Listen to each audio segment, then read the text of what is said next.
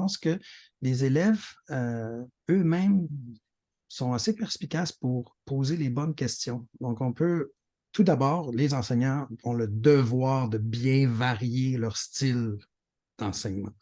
Si on fait toujours la classe de la même façon, si on est toujours devant la classe, si on est toujours en faire des séminaires ou à faire des ateliers, ça ne peut pas fonctionner. Il faut essayer de varier le plus possible. Et de cette façon-là, on découvre tout d'abord, on développe une pédagogie relationnelle avec les élèves. Donc, moi, j'ai la chance de travailler juste avec 120 élèves.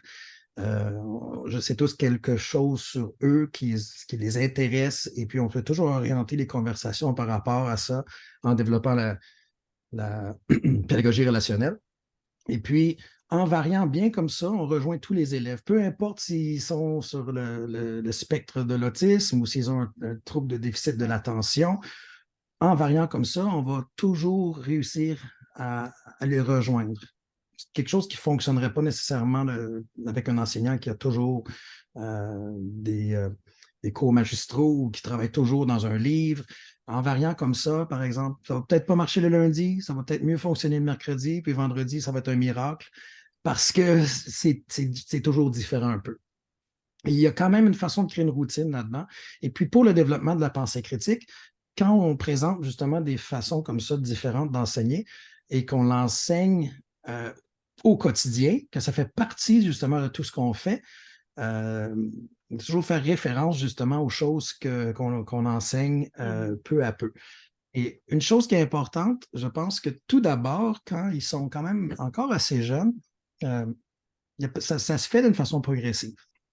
Comme je dis, je n'ai pas la recette miracle, mais je pense que tout d'abord, si avec très jeunes, on peut commencer à les habituer à essayer de reconnaître des photos truquées.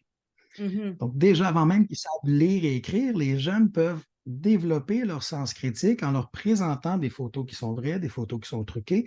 Et plus tard, on va avoir la même habitude quand on va évaluer des rubriques ou des textes ou des titres accrocheurs.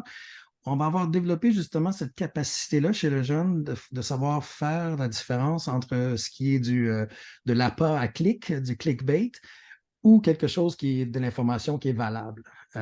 Donc ça se fait progressivement. Et quand les jeunes sont assez vieux pour comprendre un peu plus la psychologie humaine, là, on peut commencer à expliquer quelles sont les erreurs de logique communes que tout le monde fait, quels sont les biais cognitifs qu'on a. Et puis, moi, je travaille avec des ados, puis vous savez comme les jeunes peuvent être cruels parfois. Hmm. J'ai trouvé une recette il y a plusieurs années. C'est quand on commence à enseigner justement les biais cognitifs et les erreurs de logique. On commence souvent avec les plus jeunes à expliquer c'est quoi un ad hominem, qui est une expression en latin, mais c'est des attaques personnelles. OK. Et quand on fait en sorte que les élèves comprennent ce concept-là, on peut l'enseigner dans plusieurs différentes matières, on peut le répéter, parce que souvent, ça prend du temps à inculquer ou Ouais. habituer les élèves à des concepts difficiles. Mais ça, le ad hominem, ça fonctionne très bien.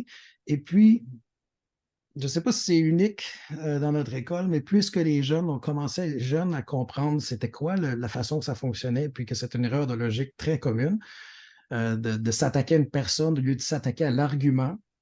Ça fait en sorte qu'on a un climat qui est beaucoup plus sain à notre école. Il y a beaucoup moins Wow. d'intimidation.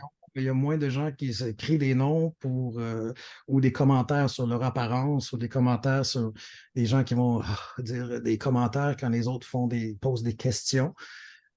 Parce qu'ils ont été, comme on leur a enseigné justement, c'est quoi l'aspect négatif du ad hominem. Mhm.